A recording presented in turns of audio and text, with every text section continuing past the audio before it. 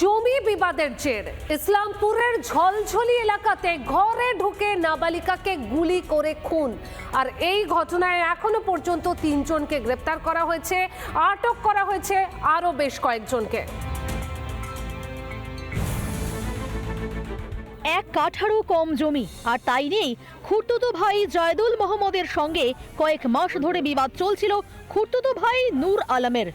তার জেরেই খুন হতে হলো জয়দুল মোহাম্মদের নাবালিকা মেয়েকে।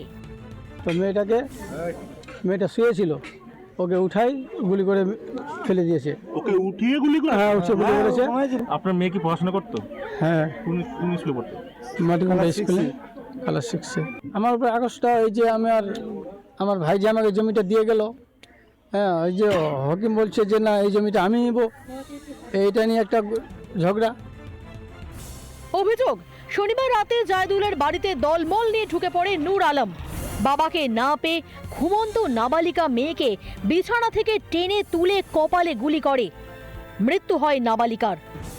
জমি নিয়ে ঝগড়া চলছে। কার সঙ্গে চলছিল? হকির মধ্যে সাথে 30-35 জন মিলে, সবাই মিলে কিন্তু এখানে জায়েদের বাড়ি ঘেরা করে জায়েদ বাইরে পালিয়ে গেল।